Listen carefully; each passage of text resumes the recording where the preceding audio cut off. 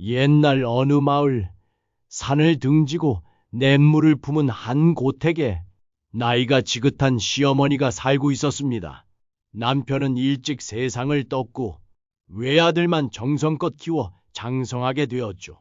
세월이 흘러 그 아들은 혼인을 3번이나 하게 되었고 이제는 첫째 며느리, 둘째 며느리, 셋째 며느리와 함께 한 지붕 아래에서 복작복작 살고 있었습니다. 하지만 시어머니는 마음속에 품은 의문이 하나 있었죠.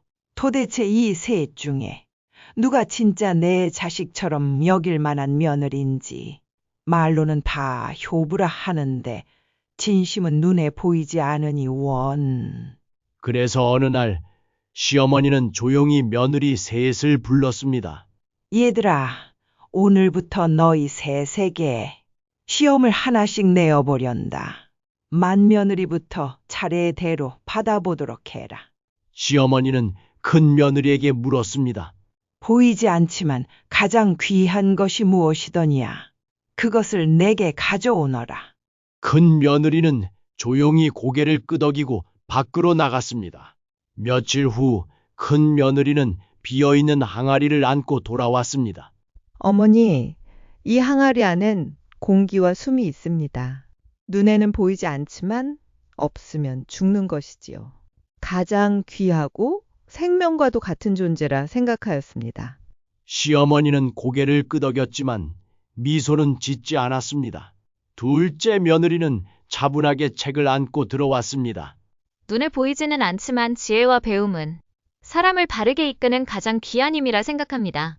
시어머니는 이번에도 고개만 끄덕였습니다.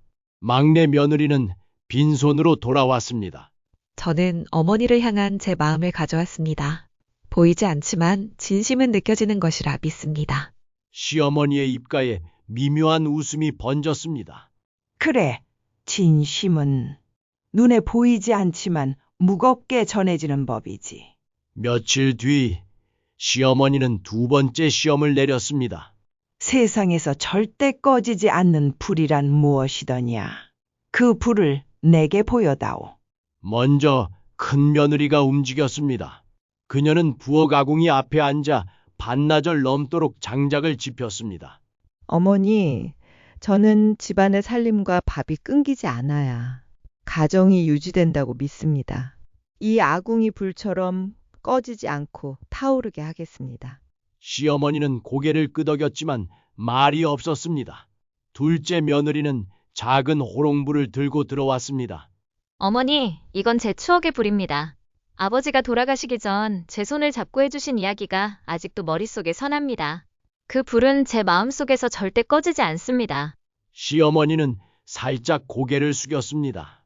막내 며느리는 빈 등잔을 들고 와 말했습니다. 어머니, 이 등잔은 제가 외로운 사람들 곁에 함께 있을 때만 불을 밝힙니다.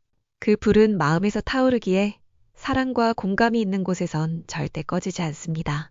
시어머니는 이번엔 입가에 웃음을 지으며 그래, 그 불 따뜻하구나. 라고 말했습니다. 며칠 뒤 시어머니는 마지막 시험을 내렸습니다. 이번엔 조금 다르다.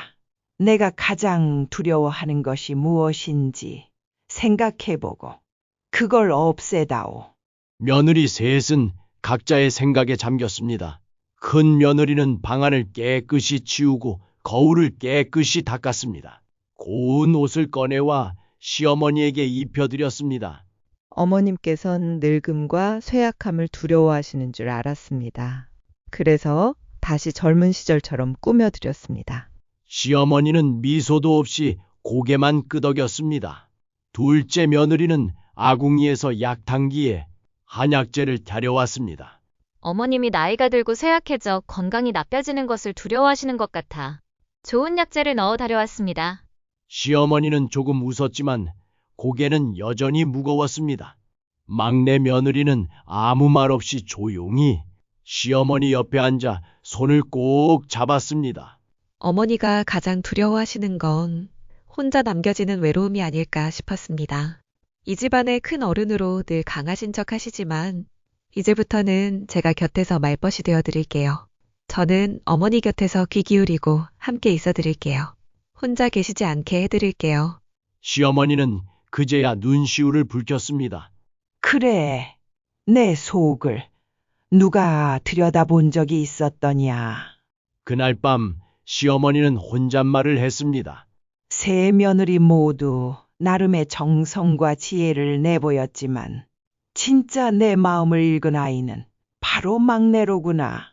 이후 막내 며느리는 시어머니의 마음을 돌보는 참된 멋이자 딸처럼 곁을 지켰습니다. 맏며느리는 살림의 중심이 되었고 둘째 며느리는 책과 아이들을 돌보며 현명한 중간다리 역할을 했죠. 그 집은 다투지도 뽐내지도 않았습니다. 누가 더 낫다, 덜 했다 말하지도 않았습니다. 세 며느리는 서로의 다름을 인정하고 각자의 방식으로 사랑을 나누며 살았습니다. 어떤 며느리가 가장 훌륭한 며느리일까요?